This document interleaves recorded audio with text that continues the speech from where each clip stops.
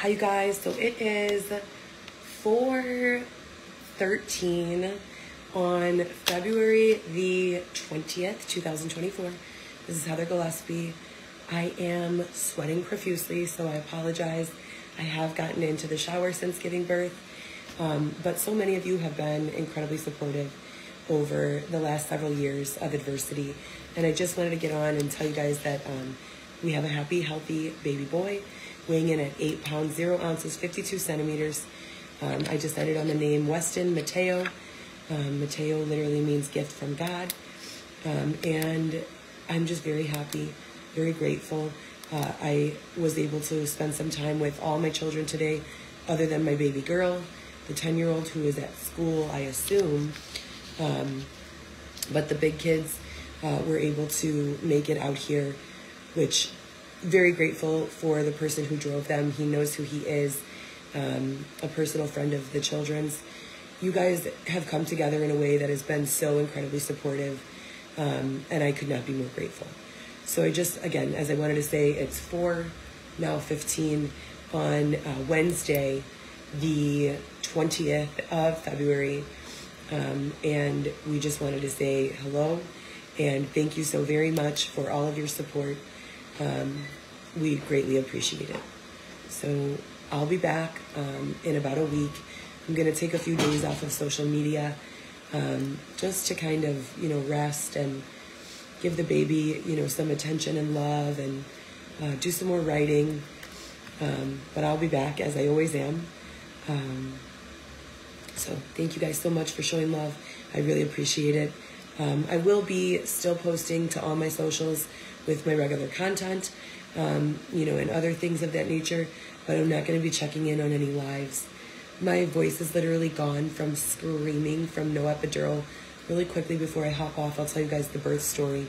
So I have been insisting that we get into the hospital prior to going into labor. Xavier had other plans, and the day I went into labor, he was busy doing other things, running around. First-time father anxiety really got to him, I suppose. And I wasn't able to make it here until 12 p.m. On the night of my labor, or morning of my labor, rather.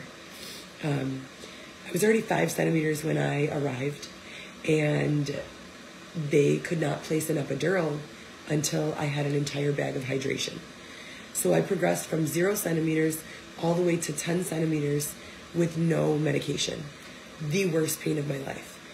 I would try to breathe through. I don't know how ladies did this before medication. I really don't.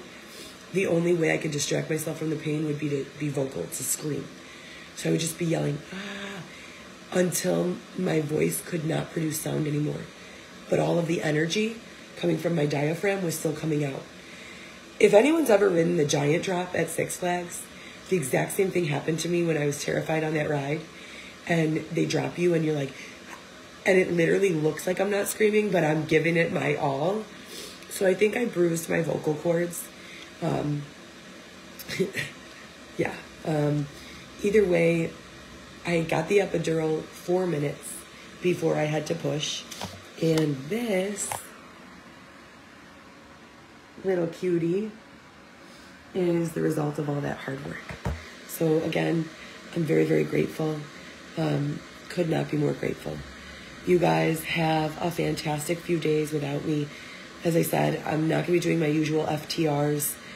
I'm just kind of going to be laying low. Xavier's father is giving us a budget for a different place to stay. I don't want to be too forthcoming about where that is, because even in trusting that people would not follow me, calling Chicago police and letting them know that I was on my way to the hospital so that they could give extra, assistance in the way of keeping harassment out. They've not been able to be very successful. There have been multiple intrusions, and most of them happen when my boobs are out or my butt is out. So it's been an exhausting 2 days, and I'm very much looking forward to the opportunity to rest and relax in the next step for baby and I. So again, you guys, thank you so much for all of your support and love. I am very, very grateful. You guys have a great day.